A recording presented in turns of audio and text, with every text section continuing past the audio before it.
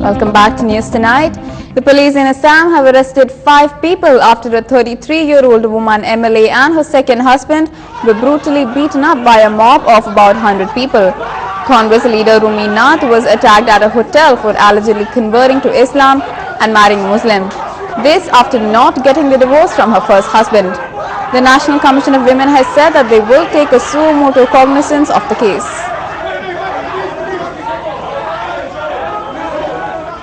The flood situation in Assam continues to be grim, with the toll having risen sharply to 61. Nearly 20 lakh people have also been displaced in the flood, the worst in more than a decade. Meanwhile, the Prime Minister and the UPA chairperson Sonia Gandhi are slated to visit the state tomorrow to take stock of the situation. The government has set up around 768 relief camps. However, the situation continues to be bad, with inadequate relief distribution across 27 affected districts, even as heavy rains have stopped and water levels are receding in some parts. On to another top story making headlines. Surjit Singh, who recently returned to his village in Firozpur after spending 32 years in Pakistani jail, seems set for a collision course with the government. The government has made it clear that he wasn't an Indian spy in Pakistan, but Surjit is adamant that he was on a spying mission when he was caught. He says that the Indian government never gave anything to his family while he was languishing in Pakistani jails. Surjit now wants to be compensated and acknowledged for his service to the nation. He has even threatened to move the court if he does not get what he deserves.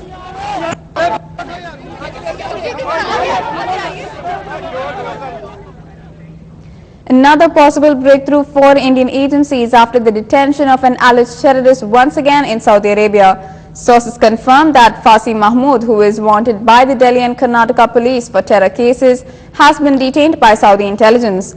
Fasi's wife had filed a petition in the Supreme Court that the engineer from Bihar, who has been working in Al Jubail, Saudi Arabia for the past 5 years, was picked up on the 13th of May by Saudi intelligence and has been missing since then.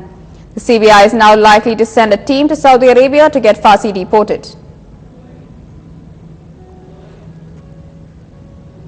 पहले तो इंतजार कर रहे हैं कि वो लोग कब तक डिपोर्ट करते हैं। जैसे ही डिपोर्ट करेंगे तो फिर हमारी जो मांग है वो तो हम आगे रख ही चुके हैं, और यही अब हेबियस कॉर्पस में जब ये लोग प्रोड्यूस करेंगे तो हम मांग करेंगे कि फास्ट ट्रायल कोर्ट में फैसला सुनाया जाए, क्योंकि हम पीछे नहीं हटने वाले हैं किसी भी फेयर ट्रायल के लिए। हम तैयार हैं किसी भी ट्रायल के लिए, क्योंकि मैं जानती हूँ कि वो बेकसूर है। Staying with international news, a 30-member delegation of Pakistan Rangers arrived in India using the Atari land border to hold biennial talks with the Indian Border Security Force in New Delhi. The delegation was led by Rizwan Akhtar and Mian Mohammad Hilal, Director Generals of Sindh and Punjab Rangers respectively. The delegation was welcomed on Indian soil by Inspector General of Border Security Force Frontier Aditya Mishra.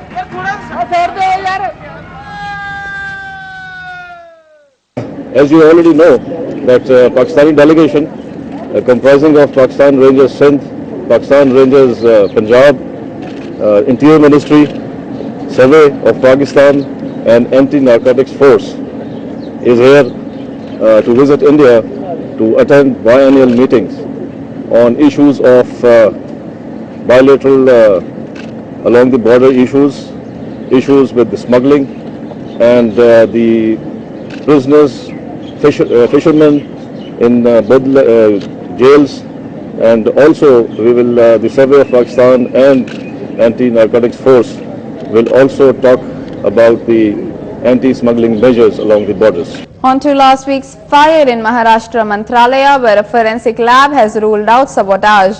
The forensic report submitted to the Mumbai Crime Branch yesterday says that there is no evidence that suggests that the act was done deliberately. The lab had collected 45 samples from the site of the fire.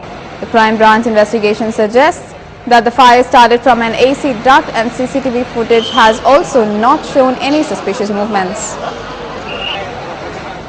In a bold move, the Indian Space Research Organization is opening up to market forces and hoping to hand over part of the lucrative rocket launch business and satellite manufacture to Indian industry.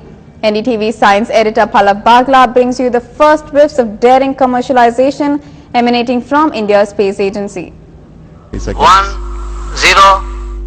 With 20 back-to-back successful launches, India's workhorse rocket is among the world's best. But now, Space Agency ISRO wants private players to make and launch the whole Polar Satellite Launch Vehicle. Currently, about 80% of the parts are made by the private industry. Capability is there, demand is there.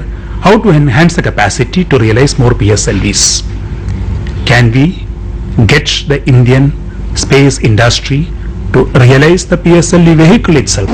Each rocket costs about rupees 120 crores and the Space Agency can at best make 4 rockets a year.